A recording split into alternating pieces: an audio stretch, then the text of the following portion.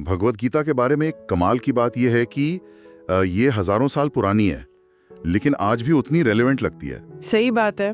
इसे सिर्फ एक धार्मिक किताब की तरह देखना, मुझे लगता है इसकी गहराई को कम करना होगा। बिल्कुल। असल में तो ये हर उस इंसान के लिए एक प्रैक्टिकल हैंडबुक जैसी है जो अपनी रोजमर्रा की जिंदगी में खुशी, शांति और एक मकसद वो ढूंढ रहा है। हाँ। तो आज की हमारी जो बातचीत है उसका आधार एक बहुत ही दिलचस्प YouTube वीडियो है।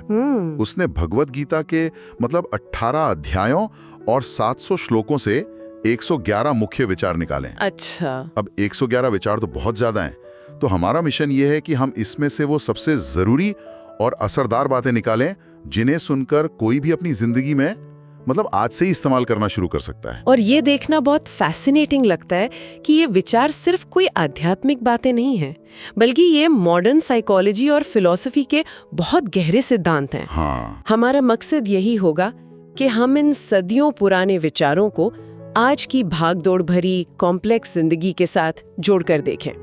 ये सिर्फ थ्योरी नहीं, बिल्कुल, बल्कि एक प्रैक्टिकल गाइड है जिसे हम सब इस्तेमाल कर सकते हैं। चलिए, तो सबसे पहले उस विचार से शुरू करते हैं जो शायद गीता की सबसे बड़ी पहचान है, कर्म का सिद्धांत। हाँ, कर्म का सिद्धांत।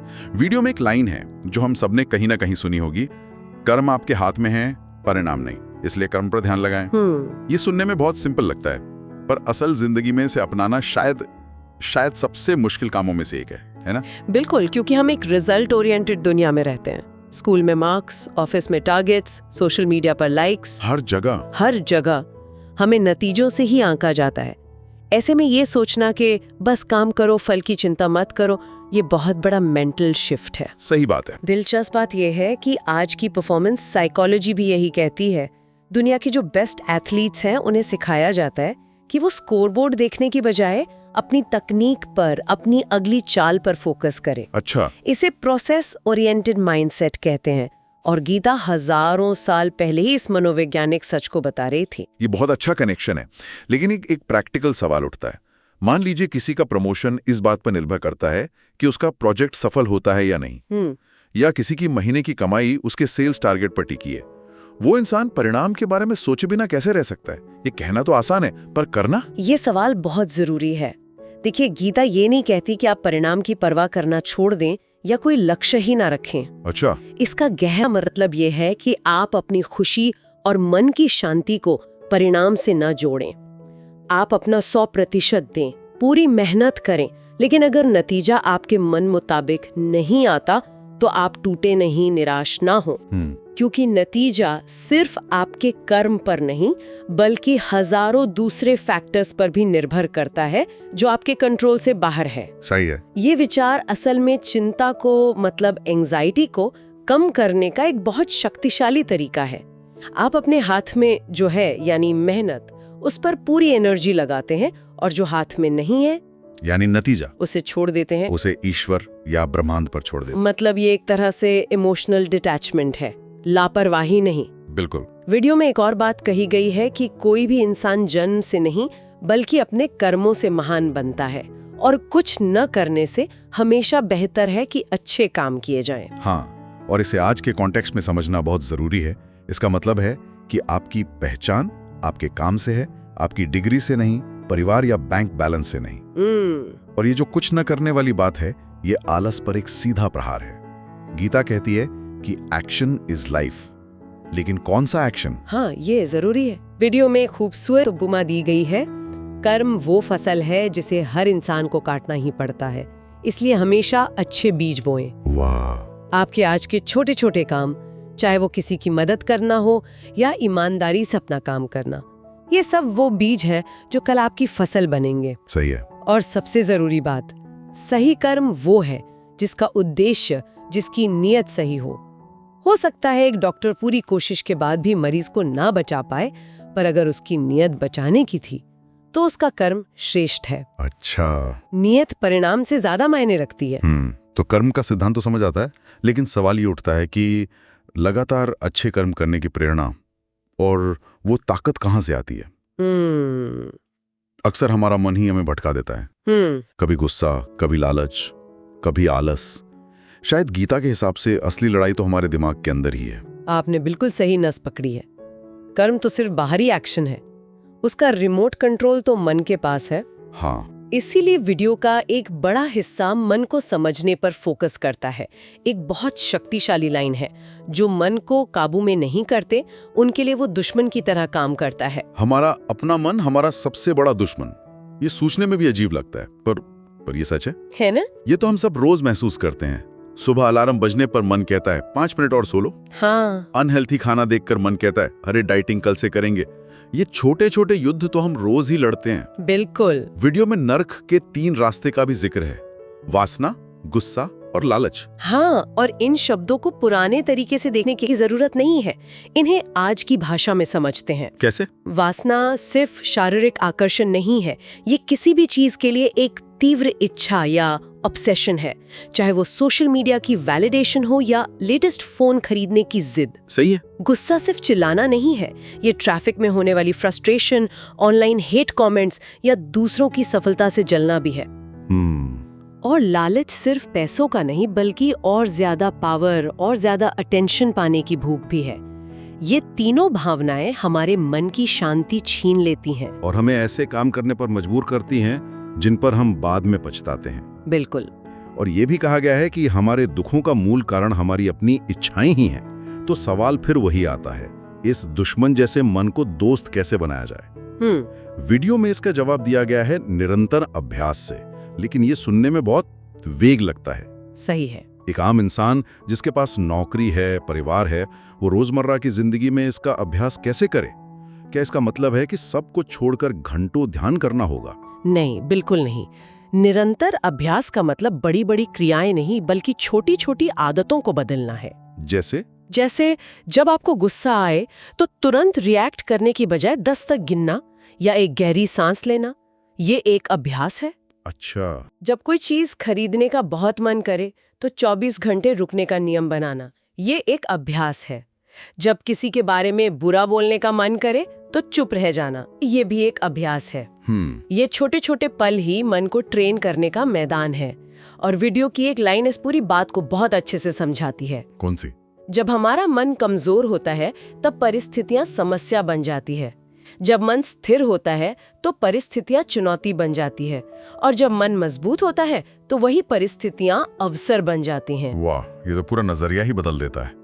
मतलब बाहर कुछ नहीं बदलता, सब कुछ अंदर बदलता है। एग्जैक्टली। एक ही सिचुएशन, जैसे ऑफिस में कोई मुश्किल प्रोजेक्ट मिलना, एक कमजोर मन वाले के लिए टेंशन और समस्या है, एक स्थिर मन वाले के लिए चुनौती है जिसे वो हल करेगा, और एक मजबूत मन वाले के लिए ये अपनी काबिलियत दिखाने का एक अवसर है। बिल्कुल। और जब हम मन को इतना मजबूत बना लेते हैं तो हम जीवन की सबसे बड़ी चुनौतियों का सामना भी शांति से कर सकते हैं, यहाँ तक कि मृत्यु का भी। और यहीं से हम अपनी चर्चा के अगले हिस्से पर आते हैं, जीवन, मृत्यु और आत्मा का सत्य। वीडियो में एक बहुत सीधी लेकिन गहरी बात कही गई है। पैदा होने वाले के लिए मरना उतना ही सच है जितना कि मरने वाले के लिए पैदा होना।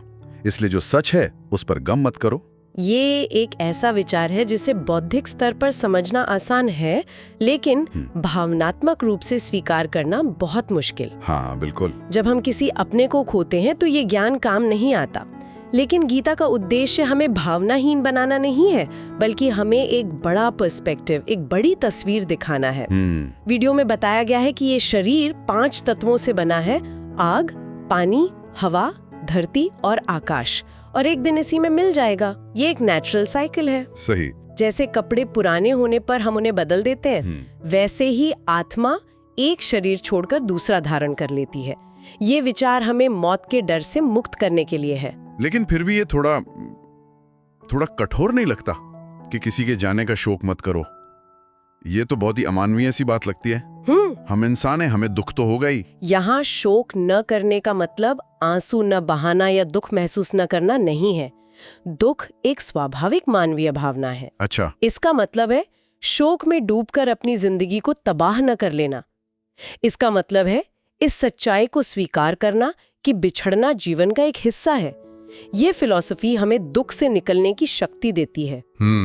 जब हम ये समझते हैं कि जिस इंसान को हमने खोया है उसका केवल शरीर गया है, उसकी आत्मा, उसकी यादें, उसका प्रभाव वो हमेशा हमारे साथ है, तो हमारा दुख कम हो जाता है। सही। ये हमें उस व्यक्ति के जीवन को सेलिब्रेट करने की प्रेरणा देता है, ना कि सिर्फ उसकी मृत्यु पर विलाप करने की। ये हमें वो अनावश्यक शोक से मुक्त करता है। तो ये पर्सपेक्टिव का खेल है, दुख को दबाना नहीं बल्कि उसे एक बड़ी समझ के दायरे में देखना। बिल्कुल। ठीक है, तो अगर हम जीवन और मृत्यु की इस बड़ी सच्चाई को समझ लें तो इसका हमारी रोजमर्रा की जिंदगी, हमारे रिश्तों और हमारे व्यवहार पर क्या असर पड़ता है? इसका सीधा असर हमारे विश्वास और हमारे व्यवहार पर पड़ता है, और यहीं से हम अपनी बातचीत के चौथे और आखिरी हिस्से में आते हैं। वीडियो में एक बहुत ही साइकोलॉजिकल बात कही गई है। इंसान अपने विश्वास से बनता है, जैसा वो विश्वास करता है वैसा ही वो बन जाता है। ये तो बिल्कुल मॉडर्न लॉ ऑफ अट्रैक्शन या वो सेल्फ फुलफिलिंग प्रोफेसी जैसा लगता है। हाँ, है ना? मतलब अगर मैं मान लूं कि मैं ये काम नहीं कर सकता तो मैं सच में नहीं कर पाऊंगा, क्योंकि मेरा दिमाग उसी दिशा में काम करेगा। प्रिसाइसली। आज की न्यूरो साइंस भी यही कहती है कि हमारा विश्वास हमारे दिमाग के न्यूरल पाथवेज को बदल सकता है। अच्छा। अगर कोई छात्र ये मानता है कि वो मैथ्स में कमजोर है तो वो कोशिश करना ही छोड़ देगा और सच में कमजोर रह जाएगा। वहीं अगर वो ये विश्वास करे कि मेहनत करके वो सीख सकता है तो उसका दिमाग नए रास्ते बनाएगा। इसे कैरल ड्वेक ग्रोथ माइंडसेट कहती है। गीता में इसी को श्रद्धा कहा गया है। सही बात। इसीलिए वीडियो में ये भी कहा गया है कि शक करने वाले इंसान के लिए खुशी ना तो इस दुनिया में है और ना ही कहीं और, क्योंकि शक, खासकर खुद पर शक, हमारे पोटेंशियल का सबसे बड़ा दुश्मन है। और ये विश्वास सिर्फ हमारे बारे में नहीं होता बल्कि दूसरों के बारे में भी होता है, जो हमारे रिश्तों को आकार देता है। हाँ, मुझे वीडियो का वो सुनहरा नियम बहुत पसंद आया, जो व्यवहार आपको दूसरों से अपने लिए पसंद ना हो वैसा व्यवहार आप दूसरों के साथ भी ना करें। बिल्कुल। सहानुभूति का इससे सरल और शक्तिशाली सिद्धांत शायद कोई और नहीं है। और ये दोनों बातें, विश्वास और व्यवहार, एक दूसरे से जुड़ी हुई हैं। कैसे? अगर हमारा मन शांत है और हमारा खुद पर विश्वास मजबूत है तो हमारा व्यवहार दूसरों के प्रति स्वाभाविक रूप से दयालु और सम्मानजनक होगा। लेकिन अगर हम अंदर से इनसिक्योर और शक्की हैं तो हम दूसरों में भी कमियां ही ढूंढेंगे। इसीलिए रिश्ते निभाने के लिए भी कुछ प्रैक्टिकल सलाह दी गई हैं, जैसे किसी के बारे में दूसरों की बातें सुनकर राय बनाना मूर्खता है। आज सोशल मीडिया और गॉसिप के जमाने में ये कितनी रिलेवेंट बात है ना? हम किसी के बारे में एक ट्वीट या एक अफवाह सुनकर ही फैसला सुना देते हैं। गीता हमें रुककर सच्चाई को खुद जानने के लिए प्रेरित कर रही है। बिल्कुल। तो अगर हम आज की इस पूरी चर्चा को समेटें तो एक तरह की यात्रा दिखती है। हमने शुरुआत की बाहरी दुनिया से, यानी हमारे कर्मों से। हाँ। फिर हम अंदर गए उस कर्म को चलाने वाले, यानी हमारे मन की तरफ। हाँ। फिर हमने और जूम आउट करके जीवन और मृत्यु की सबसे बड़ी तस्वीर देखी, और आखिर में हम वापस अपनी रोजमर्रा की जिंदगी में लौटे कि इस सारी समझ के साथ हमें जीना कैसे है, मतलब विश्वास, व्यवहार और रिश्तों के साथ। बिल्कुल। ये अलग अलग टुकड़ों में बंटी सलाह नहीं है, बल्कि एक होलिस्टिक सिस्टम है। हाँ, एक पूरा फ्रेमवर्क, एक संतुलित और उद्देश्यपूर्ण जीवन जीने का पूरा फ्रेमवर्क। और इसकी सबसे खूबसूरत बात यह है कि यह शांति पाने के लिए दुनिया को बदलने की बात नहीं करता, नहीं, बल्कि अपनी सोच और अपने कर्मों को बदलने की बात करता है। पावर हमारे अंदर है। इस बातचीत को खत्म करने के लिए मुझे वीडियो की एक बहुत ही होपफुल लाइन याद आ रही है। जीवन में सब कुछ खत्म होने जैसा कुछ भी नहीं है, हमेशा एक नई शुरुआत इंतजार कर रही होती है। ये हर निराशा के पल में एक उम्मीद की किरण जैसी है। बहुत ही खूबसूरत विचार है। ये हमें याद दिलाता है कि हर अंत एक नई शुरुआत का मौका है। हाँ, गीता का पूरा सार यही है कि हम बाहरी परिस्थितियों के गुलाम नहीं हैं, बल्कि अपने आंतरिक जीवन के स्वामी बन सकते हैं।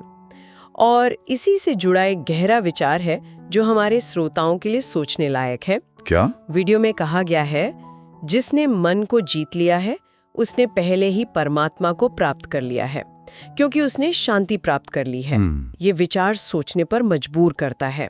अगर मन पर जीत पाना ही भगवान को पाने जैसा है, तो आज की इस शोर शराबे और विकर्षणों से भरी दुनिया में मन को जीतने की दिशा में वो एक छोटा सा पहला कदम क्या हो सकता है जिसे कोई भी आज उठा सकता है?